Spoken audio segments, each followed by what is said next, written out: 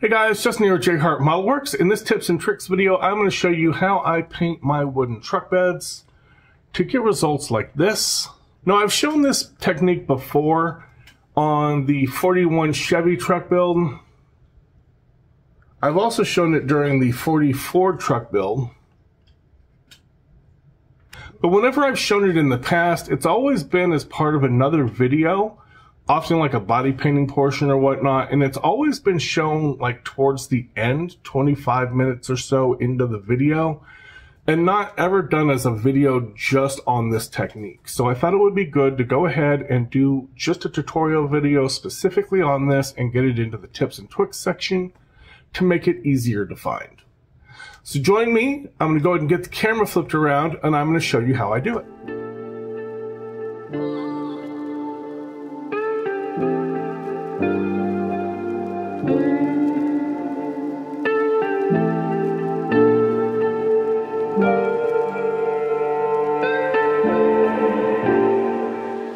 Alright guys, so before I did the body at all, I sprayed everything in Mr. Surfacer 1500 Black. It's my go-to primer for pretty much everything other than like bright yellows, bright reds, you know, stuff like that. But for the most part, I do everything in black. Now, before we begin, I have already sprayed 2 coats of the Mr. Mahogany Surfacer 1000. Don't click away, don't click off just because you don't have this. It's not the end of the world. You can use Tamiya's medium brown, flat brown. You can use the NATO brown, which I call chocolate milk, because it looks exactly like the chocolate milk that I get from the family. Any kind of, like this kind of a brown, like this, some kind of a nice, deep, rich, medium-ish brown is what you want for your base. So we've already done that in the spray booth. There's 2 sections of painting for this. There's the brush painting section, and there is the airbrushing section. So for the brush painting section, we're going to use our beat up to hell and back old wide bristle brush. This is one of the old Tamiya brushes. It is my trusty, reliable, horribly abused buddy. And we're going to use some paper towel. We are going to use a light brown, either Tamiya's Buff XF57 or Tamiya's XF55 Deck Tan. I typically go with this Deck Tan as it gets me a brighter highlight on my highlights. But either one of these is going to work. And we're not going to use all of these paints necessarily. We also want to use the XF72 Brown JGSDF. If you are going to do a really light color like an ash or a pine, you don't want to do this. This is XF10, this is Tamiya's medium brown. If you're doing more of an orangey or a cherry, you're gonna want this to get you some deeper shadows. If you use this and you're trying for a pale look, this is gonna cause you some problems. But we are gonna be doing this, we're not going pale on this one. That's gonna be the stuff we're going to brush paint. After that, we're going to move into the spray booth. Now, to do some knots, we're going to do either some XF flat black, XF1, or we may just cheat, like I did last time, and use a black Sharpie marker. Either one will do what we want. We're just going to want to put a couple of really small, kind of circular, ovular little spots here and there, just to give us a couple of knots. Okay, so I forgot this one earlier. For the outside edges of the knots, we're going to use some of this LP59 NATO brown. You could use medium brown, something in this general shade. Then we're going to spray down the magic juice that gives us the actual wood color. And depending on the wood that you're going to want either some clear yellow. It doesn't have to be the LPs. I like spraying the LPs through the airbrush better than I like spraying the acrylics. I like the acrylics better for brush painting. But if you have this in the acrylics, you know, thin it down, spray it. It'll spray just fine and it'll do exactly what you want. So if you're doing an ash or, you know, a pine, something a really light yellow color Like 1, maybe 2 coats of this will get you a really nice look. If you want something kind of more orangey, then go with the clear orange. If you want something with a lot more red to it, like a cherry wood or a rose wood, you're going to go with the clear red. Now you can actually spread this out. You can do like some yellow, and you can do some orange, and you can do some red. I've done it before where I've just kind of meandered around with some red and done the whole thing in yellow, I think is how I did the 40 Ford. I think I just sprayed the whole thing in orange on the 41 Chevy. You can kind of mix them and match them. If you don't want straight orange color, you can, play with the color a little bit. I would test on a spoon or something. But you can actually mix the colors together or just meander around them and get like a bit more of a broken up color pattern to it. When we're done, I'm also going to use some flat clear coat. Typically I use Tamiya's TS80. I don't have any right now. And I also love the Mr. Color UV cut clears. The 112 is the high gloss and the 113 is the flat. So we're going to go with probably the X13. I like a flat look to my wood beds. If you want a gloss, if you want that polished wood look, then go with the 112 instead. This is going to be your gloss clear. So that's all the materials that we're going to be using for this process. Okay, we're going to start with our brighter highlight color, and for this we're going to go with the Deck Tan. We want to dip our brush into the paint and then take most of it off on the paper towel. Not all of it. We're not dry brushing here, but very similar. We want it thin and streaky with lots of holes in it. We don't want to lay down a solid sheet of tan. We're going to come in here and put down some long streaks. If you want a longer, more continuous grain, you could just start all the way at the top and pull all the way down, and then come from the bottom and pull all the way up. Now, I want this broken up a little bit more, so I'm going to use some sort of medium, shorter strokes here. When it starts getting too thin, redip your brush, take the excess off the paper towel, and just keep going. Now, if you do get a big solid chunk of color, don't sweat it. We've got 2 more colors to go through. We are going to break it up with those other colors later.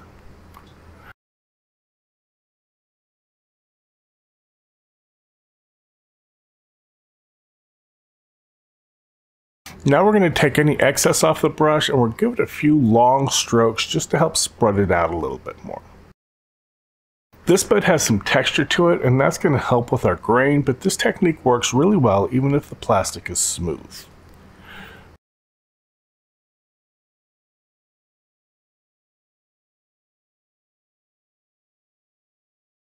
Don't forget to flip it over and repeat the process on the back side of the bed as well.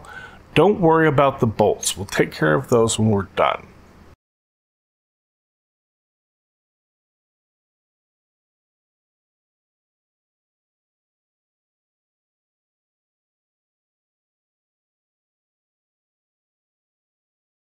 And that's going to be it for our Deck Tan. Alright, we're going to clean off our brush. I'm just using some cheap hardware store lacquer thinner in an old empty Tamiya bottle. Just a couple of real good swishes, wipe it off on your towel, and then we can move on to the next color. And for that next color, we're going to use the XF10 Flat Brown to get our darkest tones. We're going to repeat the same process. Like I said earlier, if you're going for a lighter color like a pine or an ash, skip this one. It's going to make the wood far too dark. Now we don't want to go as heavy as we did with the light color. We want this to be very streaky, and we definitely want to make sure we break up any big solid blocks of the Deck Tan.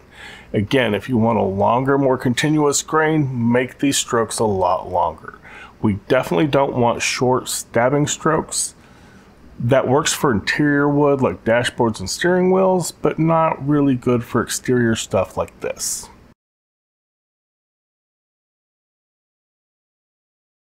Don't forget to flip it over and hit the underside as well.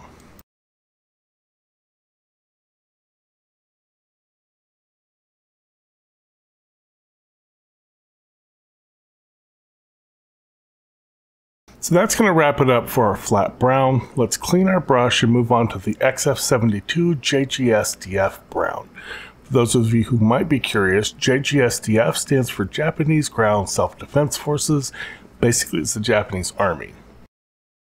So this is our mid-range color. We're going to use this to break up any major blocks of the flat brown and to essentially blend our light and our dark grains together to make sure that they aren't as jarring.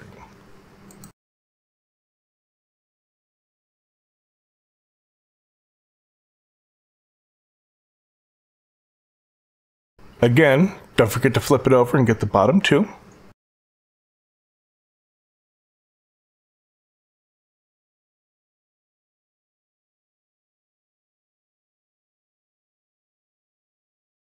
Alright, so that looks pretty good. I did get a little heavy here on the lower right hand side. I'm going to come back in and I'm going to do another round of all three browns just to break that up a little better. And that looks pretty good. There's still a blob there, but we're going to put a knot right in the center of that to break that up. We got this. Knots. Okay, we're in the spray booth. I know it doesn't look great yet, but bear with me. For this first step, we're going to use this NATO brown. Just like with the base color, it doesn't have to be this exact brown, but you want something kind of like this, flat brown, medium brown, something in this general shade. On a side note, this is a cool little gadget that I drew up for the spray booth. It is a paint bottle holder for open paint bottles. I did put a small magnet in the bottom, and these holes on the side are just for holding pipettes. It's open at the end so the paint gets on the butcher paper instead of building up inside the holder. So other than zero paints, which I rarely use anymore, these are the largest bottles I use. And I have this habit lately of when I reach for a bottle, instead of coming all the way around it, I sometimes catch it with just the tips of my fingers and I knock it over. With the wider base on this, the bottle doesn't want to tip over. Even if I bump it pretty good, the magnet tries to pull it back down as well, because I have a metal paint booth. So it takes quite a bit to actually knock anything over in here. Now I should have the design files up on my Colts 3D shop. If it's not, they'll be there soon. Now back on subject. I'm going to turn my air pressure down to about 10 psi. Now normally I spray it around 20, but for making the knots, I want to move the brush in really close. So for our first knot, we're going to come in right about here in this heavy patch, and we're going to make a small circular ovalish blob. We'll do another one right about here. Let's see, maybe another one right down here.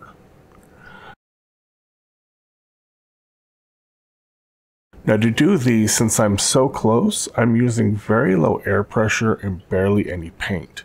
I'm pulling back the slightest bit on the trigger, just enough to start seeing paint flow from the brush. We don't want to pull all the way back, or we're going to make a puddle, and then we're going to blow that puddle all over the place. Again, just enough to barely start seeing color lay down. And let's do one more right about here in this big splotch up here. Now, wherever you put a knot on the top, we need to flip it over and put a matching one on the back, keeping in mind that the surface is reversed and it needs to go on the same place. So for this side, we have one on this first panel, so we'll flip it over and put one right about here. There's another one over here. 1, 2, 3, 4 over, so 1, 2, 3, 4. The other direction, and we'll draw one right here. And there's one more on this second board down here, right between these bolts. And the last one is right here.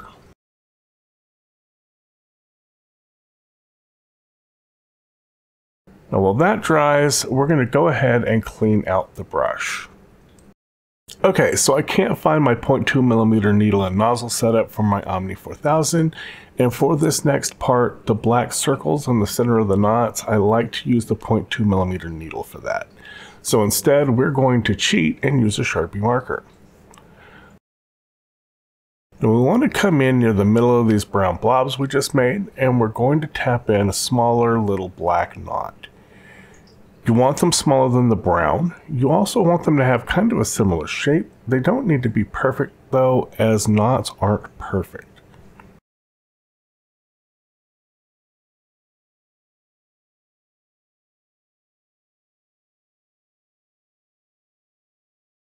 Now don't forget to flip over and draw the knots on the underside too. They don't have to be exactly the same size or shape. Some knots are a little bit different on the other side of the board. And there, once we have all four on both sides, we'll just let this sit and dry out. Still at 10 psi, we're still working pretty close right now. Again, super light. We're just pulling back just enough to get some color to show up. We're not hosing anything on. We're just going to come in and very lightly start going over the knots and giving all of it a slightly reddish hue. Nothing wet, just a nice dry mist coat to richen up the color around the knots.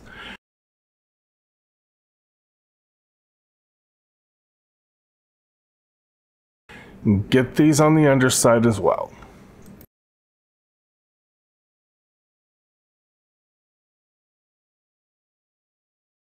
Now we've bumped the air pressure back up to 20 psi and we're just going to meander around the bed a bit.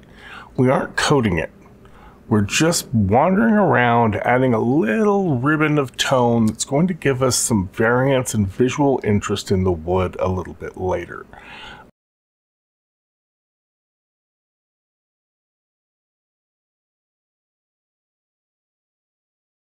I know it still doesn't look good yet. The magic is coming, I promise. I've heard a lot of guys say they don't like using the airbrush because it's too much work to break it down between every color. That's the problem. You don't do that. All you want to do is drop some cheap hardware store lacquer thinner. Do not use Mr. Leveling Thinner for this. Put it in the cup. Take you an old brush, not the one we used earlier. This is dedicated for cleaning out the cup.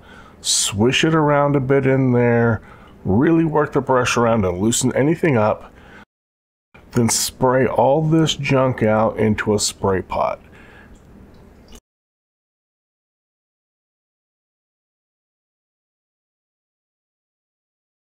Once it's all gone, wipe the cup out with a paper towel and you are good to go for your next color. That's all it takes. Heck, I even do it between spray sessions. Some companies, I think Badger may in fact be one of them, actually recommend you do not break the brush down unless you're really having an issue with it, because there's a better chance you might damage something while you have it broken apart. I have not broken this brush down in months. Okay, we're going to drop some LP69 clear yellow in here, and we're going to give the whole bed an even light coat of the clear yellow. Now we're still not going crazy, we're still spraying pretty light, but not nearly as light as the red. As you can see, we are giving it a good bit of yellow, we're just building that yellow up over time. Get the underside as well.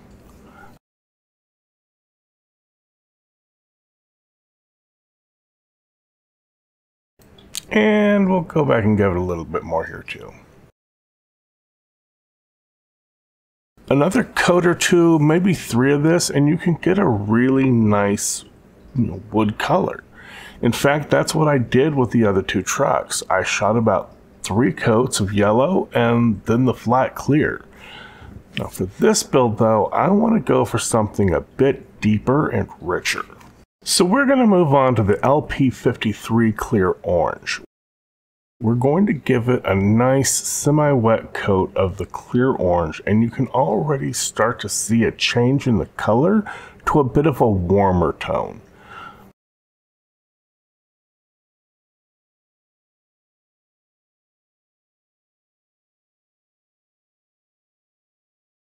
We're going to flip it over and we're going to hit the underside too.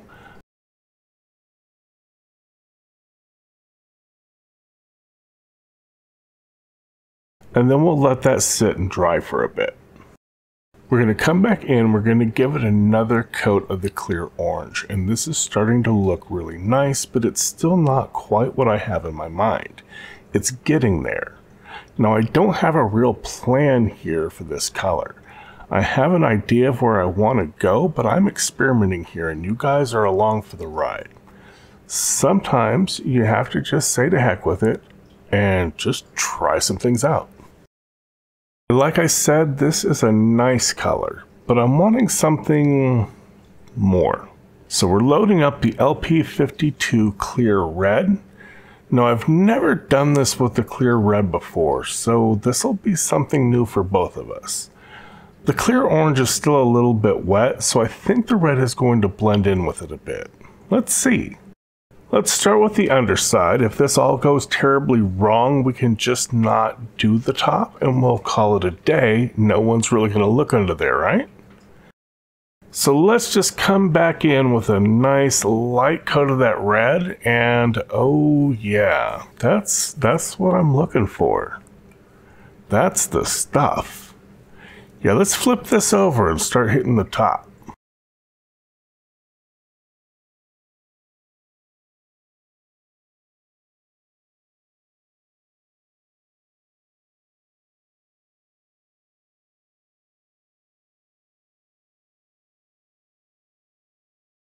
Okay, I think we're going to give this just a little bit more here.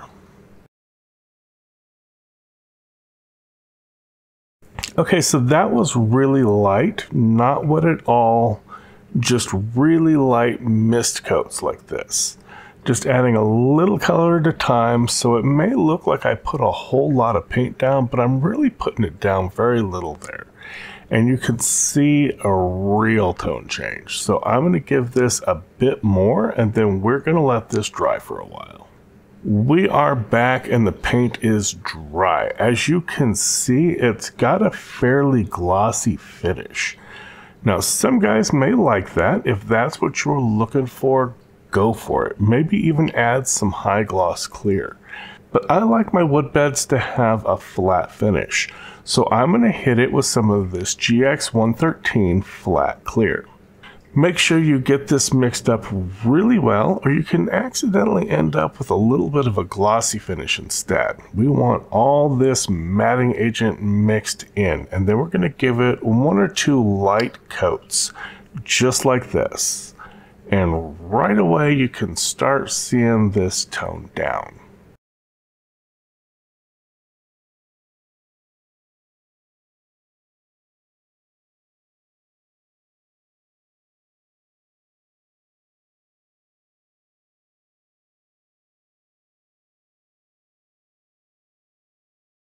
And that's all it takes to get a nice flat sheen on the wood. I'm going to let this dry for a couple of hours, then I'm going to do the bare metal foil on the metal trim rails, and I will see you back at the bench. So here we are with the finished result, and I am really happy with how that's turned out. We did the metal rails here in bare metal foil already. We also went ahead on the underside and we used black and silver display acrylic paint markers to darken up the gaps between the boards and hit all the bolts. Now, I didn't cover that though in this video, as I want this tips video to be all about getting the wood finish. So that's going to wrap it up for this video. Thanks for hanging out and building with me. I always appreciate you watching. If you'd like to hang out with me in person, on March 23rd, the Metroplex Car Modelers Association is hosting their MCMA Showdown in their new location in Plano, and as of right now, I'm planning to try and make it. Until then, thanks again for watching, and I'll catch you on the next one.